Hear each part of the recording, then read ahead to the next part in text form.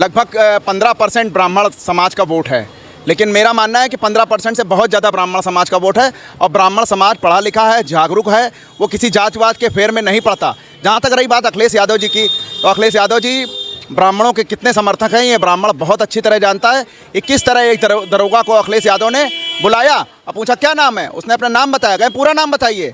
उसने जब बाद में बताया मिश्रा, ओ अच्छा मिश्रा जी तभी आप ऐसे हैं। तो ब्राह्मणों का कितना सम्मान अखिलेश यादव करते हैं ये ब्राह्मण समाज बहुत अच्छी तरह जानता है। पढ़ा लिखा मतदाता है, जागरूक मतदाता है। और जहाँ तक वोट बैंक की पॉलिटिक्स की बात है, अखिलेश यादव कर रहे हैं, करें। देखिए, समाजवादी पार्टी का तो एक ही नारा पीडीए, जिसमें ब्राह्मण तो गायब ही है, तो कैसे आशा करें कि ब्राह्मण उनके साथ ब्राह्मणों को जाना चाहिए।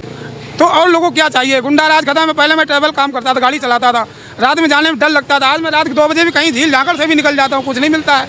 तो सरकार तो ऐसी चाहिए ना। जाति से क्या लेना नहीं, जाति हम लोगों को बांटते क्यों, मुझे यही नहीं समझ में आता। गरीब व्यक्ति होता है, शोषण गरीब होता ना कि किसी जाति का होता, फिर जाति में क्यों बांटते हैं? चाहे वो ब्राह्मण हो, जातियाँ सभी में, लेकिन क्या मुस्लिम भाइयों किसी की जात मालूम है? कोई बता दे हमें। गरीब उनमें भी तो जो जातियाँ हैं, जो हमें वो उनमें भी हैं। और बड़े भाई, शोषण गरीब का ही होता है, किसी अमीर का नहीं होता है। दलितों की बात कर रहे हैं, तो जब भी समाजवादी पार्टी की सरकार रही तो एक जाति विशेष के लोगों ने केवल दलितों का गांव में अपमान किया, उनकी ज़मीनों को कब्जा करने का काम किया, उनको सताया, उनको ब्याज पर रुपए बांटे और तमाम तरह के प्रलोभन दिए। और केवल एक ही अल्पसंख्यक समाज के लिए अखिलेश यादव और एक ही जात के लिए काम करते हैं। और उनको पीडीए से कोई लेना देना नहीं है और ना दलितों के वो समर्थक हैं, ना दलितों को वो चाहते हैं। अगर कभी धोखे से दलितों ने उनको वोट कर दिया तो बहुत पछताएंगे, बहुत पीड़ित होंगे। नमस्कार दोस्तों, आप देख रहे हैं न्यूज़ पत्र और मैं हूं आपके साथ अंकित सिंह। आज बात करेंगे ब्राह्मण समाज से कि 2027 के जैसे जैसे चुनाव नज़दीक आते जा रहे हैं, वैसे वैसे समाजवादी पार्टी हो या अन्य राजनीतिक पार्टियां हो, सभी ब्राह्मण वोटर्स को लुभाने के लिए तरह तरह की राजनीति जो है वो अपना रही हैं। हमारे साथ यहाँ पर कुछ लोग मौजूद हैं। भैया, 2027 के चुनाव आ रहे हैं, समाजवादी पार्टी जो है वो पीडीए के बाद अब ब्राह्मण सम्मेलन करने जा रही है, इसको किस तरीके से देखते हैं और क्या कहेंगे इस पर? देखिए, लोकतंत्र में, संविधान में मेरा तो मानना कहीं भी नहीं लिखा कि जात पात की राजनीति करनी चाहिए। मैं जात पात का घोर विरोधी हूँ। मैं ना ब्राह्मण या पीडीए या किसी भी जात का अगर कोई सम्मेलन होता है तो मैं उसका घोर विरोधी हूँ। उस समाज के हित के लिए कोई काम करे तो कोई दिक्कत नहीं है, लेकिन राजनीतिक पार्टियाँ जब किसी जात के नाम पर सम्मेलन करती हैं तो चुनाव आयोग को ऐसे सम्मेलनों पर रोक लगानी चाहिए, चाहे वे किसी भी राजनीतिक दल के लोग हों। क्या लग रहा है आपको, 2027 के चुनाव आ रहे हैं, ऐसे में अखिलेश यादव जो ये ब्राह्मण सम्मेलन कर रहे हैं, इससे क्या ब्राह्मण जो है वो समाजवादी पार्टी की तरफ अट्रैक्ट होगा? देखिए, लगभग 15% ब्राह्मण समाज का वोट है, लेकिन मेरा मानना है कि 15% से बहुत ज़्यादा ब्राह्मण समाज का वोट है। और ब्राह्मण समाज पढ़ा लिखा है, जागरूक है, वो किसी जातिवाद के फेर में नहीं पड़ता। जहाँ तक रही बात अखिलेश यादव जी की, तो अखिलेश यादव जी ब्राह्मणों के कितने समर्थक हैं ये ब्राह्मण बहुत अच्छी तरह जानता है। किस तरह एक दरोगा को अखिलेश यादव ने बुलाया और पूछा क्या नाम है, उसने अपना नाम बताया, कहें पूरा नाम बताइए। उसने जब बाद में बताया मिश्रा, ओ अच्छा मिश्रा जी तभी आप ऐसे हैं। तो ब्राह्मणों का कितना सम्मान अखिलेश यादव करते हैं ये ब्राह्मण समाज बहुत अच्छी तरह जानता है। पढ़ा लिखा मतदाता है, जागरूक मतदाता है। और जहाँ तक वोट बैंक की पॉलिटिक्स की बात है, अखिलेश यादव कर रहे हैं, करें। लेकिन मैं फिर कह रहा हूँ, मैं जातिगत सम्मेलनों का घोर विरोधी हूँ। और ब्राह्मण समाज 89% वोट भाजपा को भारतीय जनता पार्टी को करता है, जहाँ तक चुनाव आयोग के जो नॉर्म्स हैं और नियम कानून हैं। लेकिन मैं फिर कह रहा हूँ, बार बार मैं रिपीट कर रहा हूँ, मैं जातिगत सम्मेलनों का घोर विरोधी हूँ, चाहे वो कोई भी राजनीतिक दल हो। क्या पीडीए और ब्राह्मण सम्मेलन, ये दोनों चीज़ें जो है वो एक साथ चल सकती हैं? देखिए, एक साथ चलने की बात है तो मुझे लगा कि अभी तो लगातार 2 बार से चुनाव हो रहे हैं और जिस तरह से अखिलेश यादव बरगलाने का काम कर रहे हैं जनता को, केवल अल्पसंख्यक, मुस्लिम और बैकवर्ड समाज के वोट को लेके चलने की बात कर रहे हैं, दलितों की बात कर रहे हैं। तो जब भी समाजवादी पार्टी की सरकार रही तो एक जाति विशेष के लोगों ने केवल दलितों का गांव में अपमान किया, उनकी ज़मीनों को कब्जा करने का काम किया, उनको सताया, उनको ब्याज पर रुपए बांटे और तमाम तरह के प्रलोभन दिए। और केवल एक ही अल्पसंख्यक समाज के लिए अखिलेश यादव और एक ही जात के लिए काम करते हैं और उनको पीडीए से कोई लेना देना नहीं है। और ना दलितों के वो समर्थक हैं, ना दलितों को वो चाहते हैं। अगर कभी धोखे से दलितों ने उनको वोट कर दिया तो बहुत पछताएंगे, बहुत पीड़ित होंगे। क्या चुनाव के समय ही जितनी भी राजनीतिक पार्टियां हैं इनको ब्राह्मण समाज की जो सहभागिता है वो दिखाई देती है और उपयोगिता जो है वो समझ में आती है? देखिए, मुझे लगता है कि ब्राह्मण समाज का सम्मेलन ये लोग इसलिए कर रहे हैं कि ब्राह्मणों के समाज के किसी भी व्यक्ति के अंदर एक ये क्षमता है कि वो वोट के तमाम समूहों को मोबिलाइज़ कर सकता है। और मोबिलाइज़ करने का मतलब ये नहीं है कि वो ब्राह्मण के पक्ष में मोबिलाइज़ करे कि पीडीए के पक्ष में मोबिलाइज़ करे, लेकिन वो देश हित में किसी के भी विचार को बदलने का काम ब्राह्मण समाज के अंदर है। एक ब्राह्मण के अंदर ये क्षमता है कि वो सनातन के बारे में बता सकता है, वो देश हित के बारे में बता सकता है, किसमें आपका भला है। वो दलित को भी बता सकता है कि तुम्हारा किसमें भला है, कहाँ जाना चाहिए हमको वोट। तो मेरा कहने का था समाज के तमाम वोट को वो मोबिलाइज़ करने का काम करता है। केवल ब्राह्मण के ही वोट को मोबिलाइज़ नहीं करता, वो सामने वाले को समझाता है कि वोट लोकतंत्र में वोट किसको देना है, देश का हित किसमें है। ब्राह्मण समाज यही काम करता है। उत्तर प्रदेश में अगर आज चुनाव हो जाएं तो आपको क्या लग रहा है, जो ब्राह्मण समाज है वो बीजेपी के साथ जाएगा, समाजवादी पार्टी के साथ जाएगा, या किसी अन्य दल के साथ जो है वो अपनी सहभागिता जो है वो दिखा सकता है? देखिए, दलों की बात नहीं है। ब्राह्मण समाज वहीं जाएगा जिसमें प्रदेश का हित हो, जिसमें देश का हित हो, जिसमें समाज का हित हो, जिसमें प्रदेश में कहीं गुंडागर्दी ना हो, अराजकता ना हो, जुए के अड्डे ना खुले और महिलाओं के साथ बदतमीजी ना हो, तमाम अराजक तत्व सक्रिय ना हो। इसके लिए जो ब्राह्मण मतदाता है वो यही चाहेगा कि ब्राह्मण समाज के लोग, अन्य समाज के लोग उसी को वोट करें जिससे प्रदेश की प्रगति हो, देश की प्रगति हो। एक आखिरी सवाल है आपसे, ब्राह्मण समाज जो है वो समाजवादी पार्टी के समय में ज़्यादा अपने आप को सुरक्षित महसूस कर रहा था या फिर योगी आदित्यनाथ की जो कार्यकाल है उसमें अपने आप को सुरक्षित महसूस कर रहा है? दोनों में से किस में सुरक्षित महसूस करता है? देखिए, जनता ने 5 साल समाजवादी पार्टी की सरकार रही, इसके पहले मुलायम सिंह जी की भी सरकार रही। मुलायम सिंह ने, याद हो सभी समाज, हिंदू समाज के लोगों को, कि राम मंदिर आंदोलन में किस तरह से गोलीकांड हुआ था और हिंदुओं की हत्याएं करी गई थी।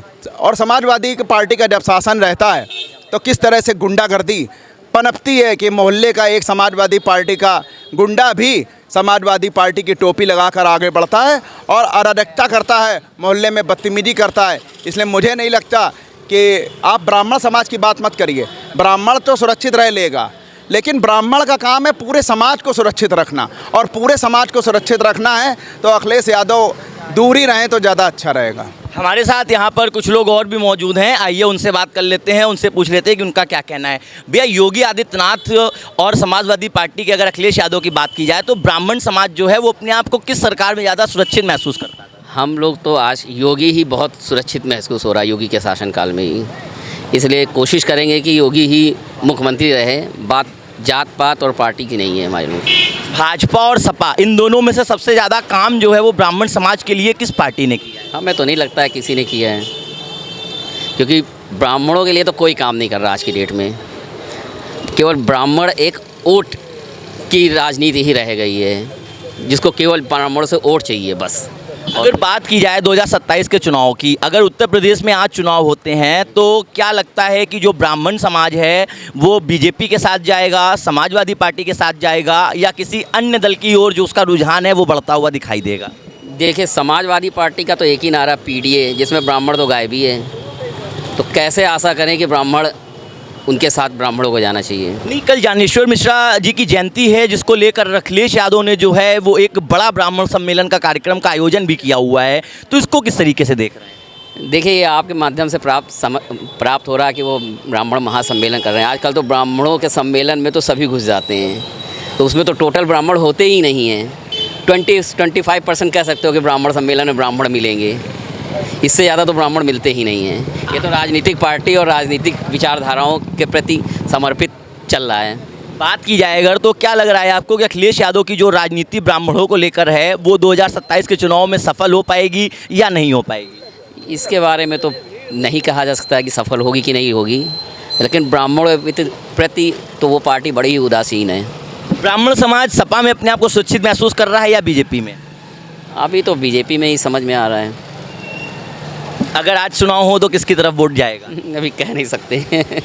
हमारे साथ यहाँ पर कुछ लोग और भी मौजूद हैं, आइए उनसे बात कर लेते हैं। भैया, लगातार जो राजनीतिक पार्टियां हैं वो ब्राह्मण वोट बैंक को साधने में जुटी हुई हैं। लोग जो है वो लगातार अपने अपने नए नए दावे कर रहे हैं। अखिलेश यादव भी जो ब्राह्मण सम्मेलन की बैठक है वो करने जा रहे हैं। तो क्या लग रहा है 2027 के चुनाव में जो ब्राह्मण है वो किसकी तरफ वोट करेगा और क्यों करेगा?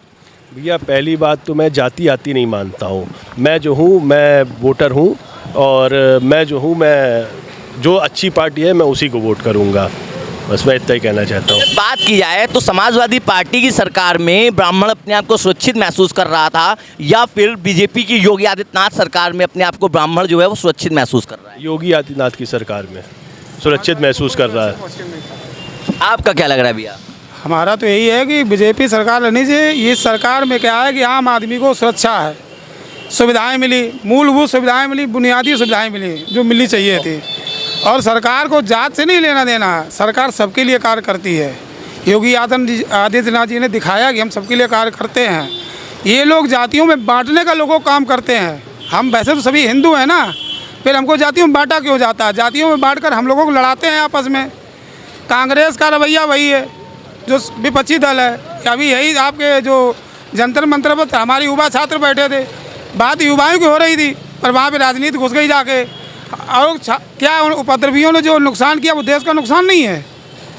ऐसे तो नहीं होता ना। आज हम ट्रेन में आग लगाएंगे, वो देश की संपत्ति चल रही है।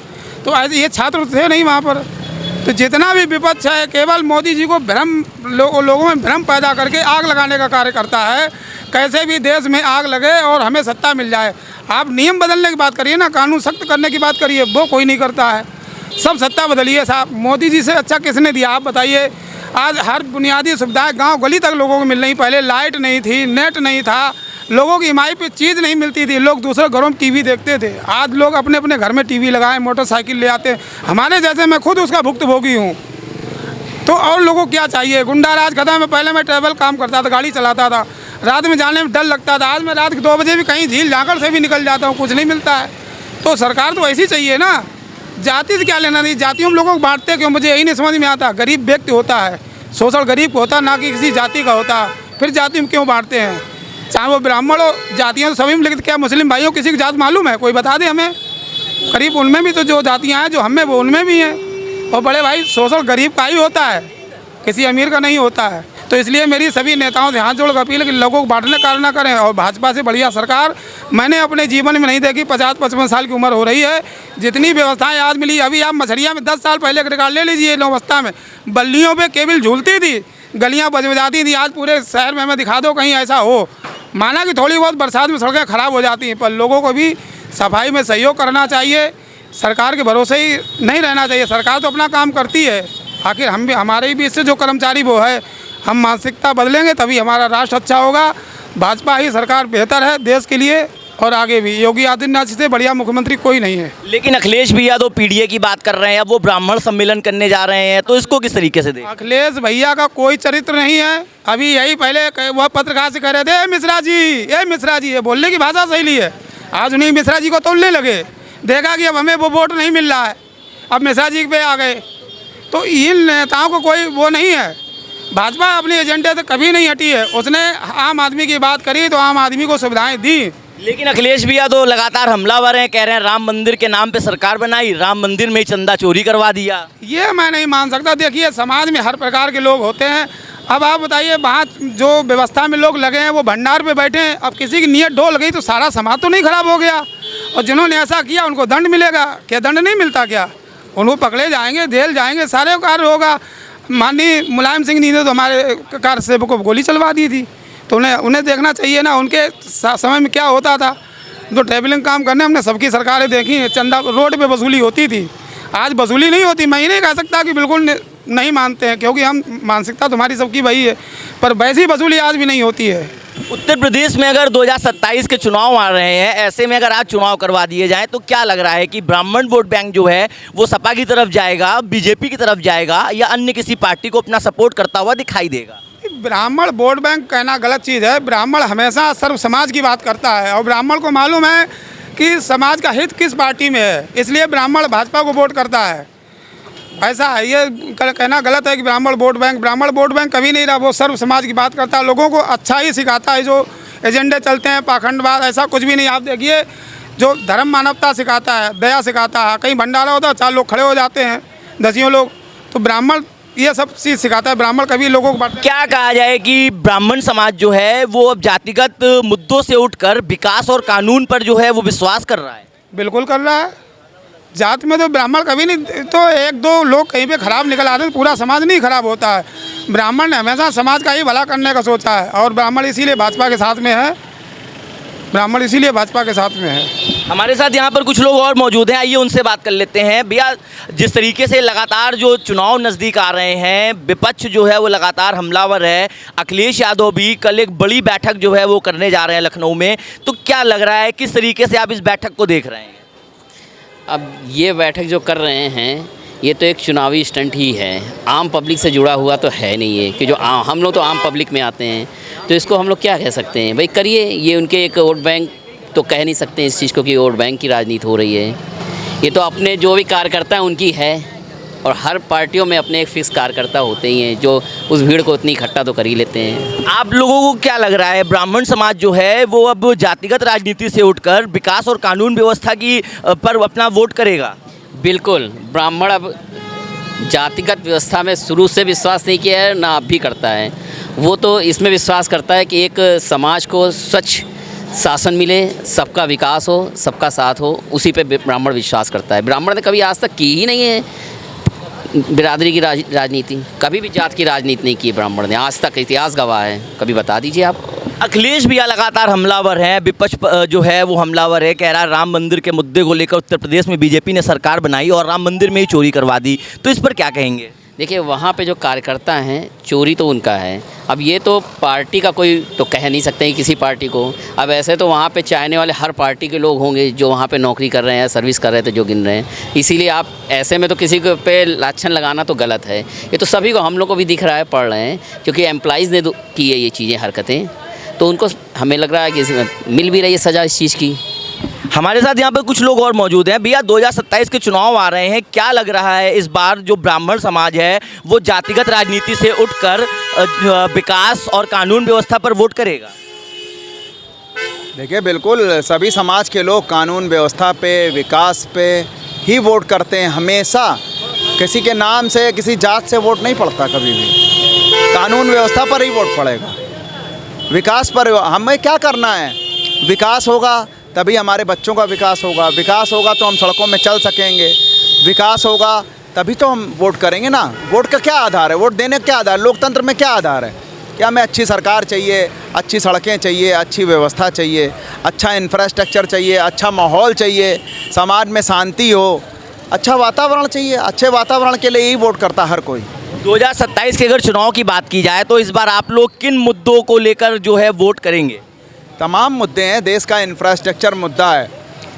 प्रदेश में तमाम एक्सप्रेसवे बन रहे हैं, पुल बन रहे हैं। आप कानपुर को ही लीजिए, आज पूरा कानपुर खुदा पड़ा है। ये बात सही है, पूरा कानपुर आज खुदा पड़ा है। तमाम सड़कें बन रही हैं, सीएम ग्रिड से सड़कें बन रही हैं, लेकिन वो सड़कें नहीं बन रही हैं। सीएम ग्रिड में जो काम हो रहे हैं वो सड़कें इसलिए खुद ही, सड़क बनने में कितनी देर लगती है?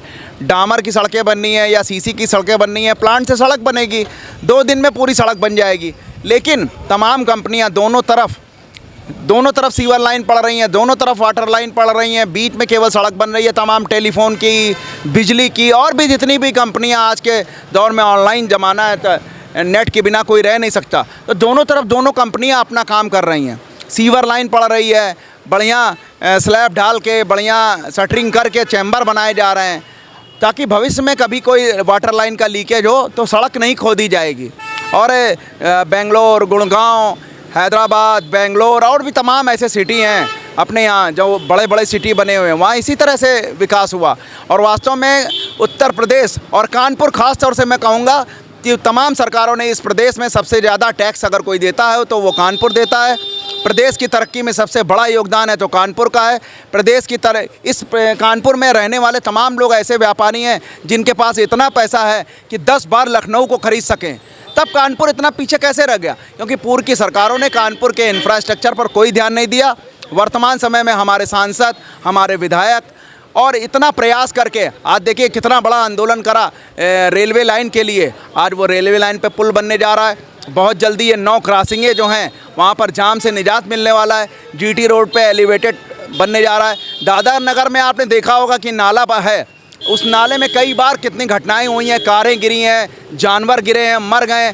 उस पर रिटेनिंग वाल खड़ी करके सड़क को चौड़ा करने का काम किया गया। एक तरफ पुल बनाया गया, दूसरा पुल बनाया गया, और मुझे विश्वास है कि आज कानपुर खुदा पड़ा है, लेकिन आज से 5-7 साल बाद कानपुर पूरे इंडिया में सबसे बहुत ही अच्छा सिटी होगा, बहुत साफ़ सुथरा सिटी होगा, लोगों को इंफ्रास्ट्रक्चर मिलेगा। कानपुर में ताज होटल खुलने जा रहा है, बहुत जल्दी कानपुर में मल्टीनेशनल कंपनियां आएंगी, यहाँ के युवाओं को रोज़गार मिलेगा। जो हमारे युवा पुणे और बेंगलोर, दिल्ली, बम्बई भागते हैं, बहुत जल्दी कानपुर में इतना बड़ा इंफ्रास्ट्रक्चर डेवलप होगा कि उत्तर प्रदेश का सबसे क्लीन, सबसे विकसित कानपुर होगा। इसमें हमारे जनप्रतिनिधि, हमारे सांसद और विधायकों का बहुत बड़ा योगदान होगा। ये हमारे साथ ब्राह्मण समाज से जुड़े हुए लोग थे जो कि अपनी अपनी राय दे रहे थे।